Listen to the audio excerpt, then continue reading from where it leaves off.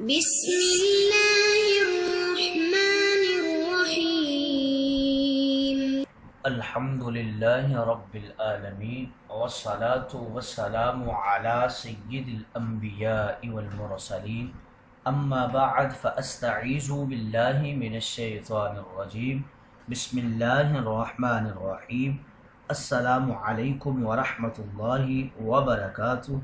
عزیز طلبہ کرام، امید کرتا ہوں احباب خیر سے ہوں گے۔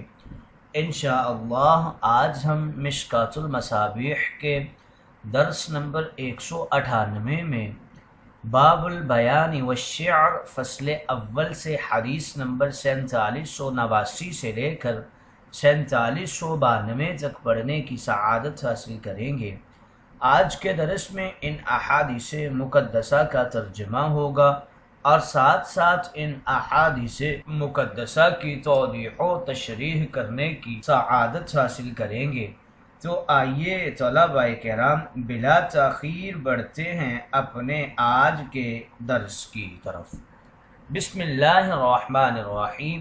حضرت برا رضی اللہ تعالی عنہ راوی ہیں۔ وعن البراء قال قال النبي صلى الله عليه وسلم يوم قريظة لحسان بن ثابت اهج المشركين فإن جبريل معك، وكان رسول الله صلى الله عليه وسلم يقول لحسان أجب عني اللهم أيده بروح القدس، متفق علیہ۔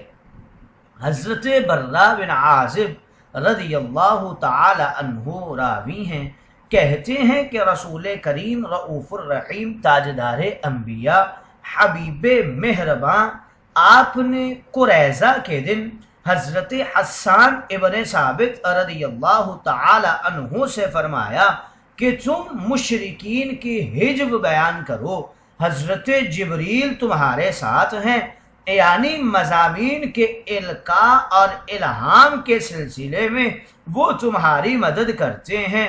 اور رسول کریم جب کفار و مشرکین کی حجب سنتے کہ وہ آپ کی شان میں نازیبا باتیں کرتے ہیں اور آپ صلی اللہ علیہ وسلم کو برے الفاظ سے یاد کرتے ہیں، تو پھر آپ حضرت حسان سے فرما دیا کرتے تھے کہ تم میری طرف سے کفار کو جواب دو، اور پھر یہ فرماتے اللہم ایدہ بروح القدس، اے اللہ جبریل کے ذریعے حسان کی مدد فرما، ان کی زبان و بیان میں طاقت و قوت عطا فرما دے۔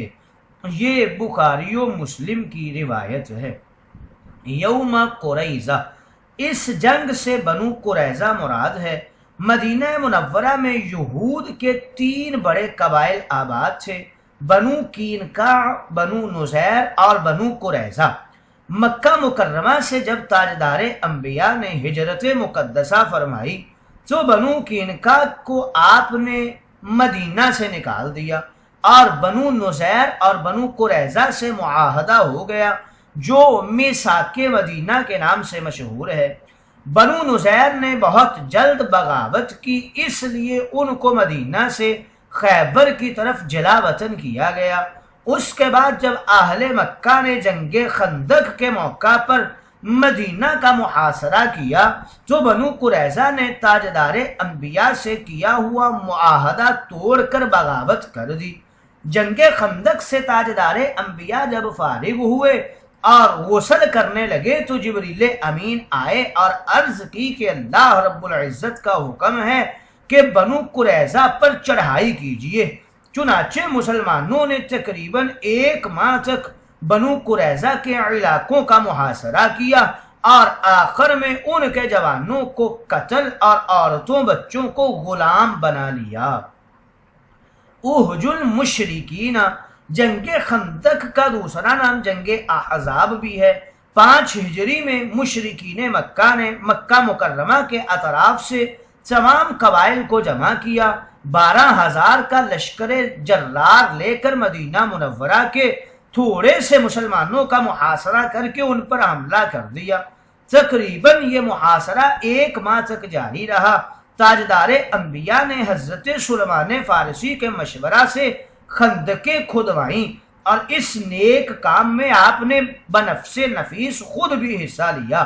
حضرت حسان کو تاجدار انبیاء نے اسی موقع پر فرمایا تھا کہ مشرکین کی حجب بیان کریں، کیونکہ بنو قریظہ کی بغاوت اصل جڑ اس کی مشرکین مکہ ہی ہیں۔ روح القدس کے حوالے سے بتا رہے ہیں، یعنی پاک روح سے مراد جبریل امین ہیں۔ ان کو روح اس لیے کہا جاتا ہے کہ وہ انبیاء کرام کے پاس روح ڈالنے والی چیز لاتے تھے، جس کو وحی کہتے ہیں۔ القدس یہ پاک کے معنی میں ہے، یعنی جبریل امین ہر قسم کے عیوب سے پاک ہیں، اور جبریل امین کی تائید کا مطلب یہ ہے کہ وہ القائے مضامین میں حضرت حسان کی مدد فرمایا کرتے تھے۔ گویا اس حدیث مقدسہ میں حضرت حسان کی قدر و منزلت کی طرف اشارہ ہے۔ اگلی حدیث مقدسہ حضرت عائشہ رضی اللہ تعالی عنہا راویہ ہیں۔ وعن عائشہ ان رسول اللہ صلی اللہ علیہ وسلم قال اہجو قریشا فإنه اشد علیہم من رشک النبل، رواہ مسلم۔ حضرت عائشہ رضی اللہ تعالی عنہا راویہ ہیں، آپ ارشاد مقدس فرماتی ہیں کہ رسول کریم نے اپنے شعراء سے فرما دیا تھا کہ کفار قریش کی حجب کیا کرو، کیونکہ یہ حجب ان پر تیر مارنے سے زیادہ سخت ہے۔ یہ مسلم کی روایت ہے۔ اہجو کے حوالے سے ذکر کر رہے ہیں، یعنی تم لوگ اپنے اشعار میں مشرکین مکہ کی مذمت کرو۔ رشک یہ تیر مارنے کو کہتے ہیں، نبل یہ تیر کو کہتے ہیں، یعنی کفار مادی اشیاء کو ترجیح دیتے ہیں، روحانی نقصان کو نہیں سمجھتے، لہٰذا ان کی مذمت کرنے سے ان کو سخت تکلیف پہنچتی ہے اور اس کو اپنا یہ زیادہ نقصان سمجھتے ہیں، گویا کہ ان کو تیر سے مارا جاتا ہے۔ اس حدیث مقدسہ سے یہ معلوم ہوا کہ میدان جہاد میں زبانی طور پر کافروں کو سخت سست کہنا اور گالی سنانا بھی جائز ہے، یہ جہاد کا حصہ ہے اور معمول کی بات ہے۔ اگلی حدیث مقدسہ بھی حضرت عائشہ رضی اللہ تعالی عنہا آپ ہی راویہ ہیں۔ وعنها قالت سمعت رسول اللہ صلی اللہ علیہ وسلم یقول لحسان ان روح القدس لا يزال يؤيدك ما نافحت عن الله ورسوله وقالت سمعت رسول الله صلى الله عليه وسلم یقول حجاهم حسان فشفا واشتفا، رواہ مسلم۔ حضرت عائشہ رضی اللہ تعالی عنہا آپ راویہ ہیں، فرماتی ہیں کہ بے شک میں نے رسول کریم کو حضرت حسان سے یہ فرماتے ہوئے سنا کہ جب تک تم اللہ اور اس کے رسول کی طرف سے کفار و مشرکین کی حجب کا مقابلہ کرتے رہتے ہو، حضرت جبریل برابر تمہاری مدد و اعانت کرتے رہتے ہیں۔ حضرت عائشہ رضی اللہ تعالی عنہا کہتی ہیں کہ میں نے رسول کریم رؤوف الرحیم تاجدار انبیاء رسول مہرباں کو یہ بھی فرماتے ہوئے سنا کہ حسان نے کفار کی حجب کی تو اس حجب سے مسلمانوں کو شفا دی ہے اور خود بھی شفا پائی ہے، یعنی انہوں نے کفار کی حجب کا جواب دے کر مسلمانوں کے لیے بھی تسلی و تشفی کا سامان فراہم کیا ہے اور خود بھی سکون و طمانینت حاصل کی ہے۔ یہ مسلم شریف کی روایت ہے۔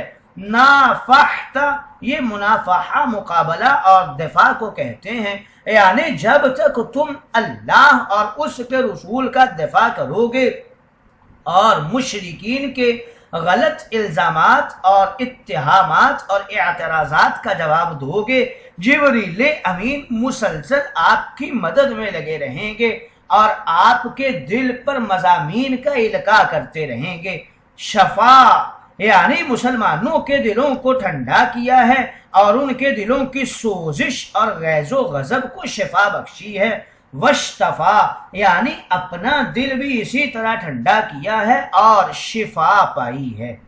अगली हदीस मुकद्दसा की तरफ बढ़ते हैं। हज़रत बर्रा रज़ियल्लाहु ताला अन्हु रावी हैं, वअनिल बर्रा क़ाल कान रसूलुल्लाह सल्लल्लाहु अलैहि वसल्लम यनकुरु तुराब यौमल खंदक हत्ता इग़बर्र बतनुहु यक़ूलु वल्लाहि लौलल्लाहु महतदैना वला तसद्दकना वला सल्लैना फ़अंज़िलन सकीनतन अलैना वथब्बितिल अक़दाम इल्ला कैना इन्नल ऊला क़द बग़ौ अलैना इज़ा अरादू फ़ितनतन अबैना यरफ़अु बिहा सौतहु अबैना अबैना मुत्तफ़क़ुन अलैह। हज़रत बर्रा रज़ियल्लाहु ताला अन्हु रावी हैं, कहते हैं रसूल करीम खंदक के दिन खुद बनफ्से नफीस मिट्टी उठा उठा कर फेंकते थे, यहाँ तक कि आपका शिकमे मुबारक गुबार आलूद हो गया था। उस मौका पर हजरत अब्दुल्लाह बिन रवा का ये रजजिया कलाम पढ़े जा रहे थे, जिसका तर्जुमा ये बनता है, खुदा की कसम अगर अल्लाह की हिदायत ना होती तो हम राह रास्त नहीं पा सकते थे, ना हम सदका दे सकते, ना हम नमाज पढ़ सकते थे। बस ए अल्लाह हम पर वकार और इत्मीनान नाजिल फरमा, और जब दुश्मनाने दीन से हमारी टक्कर हो तो हमें साबित कदम रख। बिलाशुबा उन कुफ्फारे मक्का ने हम पर ज्यादती की है, और जब वो हमें फितना में मुबतला करने यानी कुफ्र की तरफ वापस ले जाने का इरादा रखते हैं तो हम इनकार कर देते हैं। ताजदारे अंबिया इन अशार को बुलंद आवाज से पढ़ रहे थे, खुसूसन अबैना अबैना पर आपकी आवाज़ मुकद्दस मजीद बुलंद हो जाती थी। ये बुखारी और मुस्लिम की रिवायत है। यौमे खंदक से मुराद जंगे अहज़ाब है। इसको जंगे खंदक इसलिए कहते हैं कि इसमें मुसलमानों ने मदीना के दफा के लिए उसके इर्द गिर्द जमीन में खंदकें खुदवाई थी। 5 हिजरी में जंगे अहज़ाब के मौका पर 12,000 कुफ्फार ने मदीना मुनव्वरा का मुहासरा कर लिया था। ताजदारे अंबिया ने सख्त तंगी की हालत में खंदकें बनाने का हुक्म दिया। सख्त सर्दी भी थी, वक्त भी निहायत मुख्तसर था, खाने पीने के लिए भी कुछ नहीं था।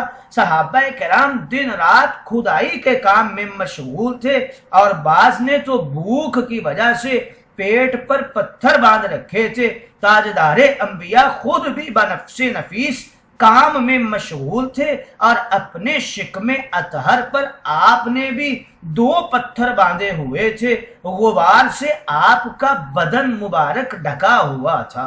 गोया इस हदीस मुकद्दसा में इस बात की तरफ इशारा है कि मैदान जिहाद का एक अजीम तराना ताजदारे अंबिया ने यौमे खंदक में यानी खंदक वाली जंग के दिन आप अपनी जुबान से अदा फरमा रहे थे।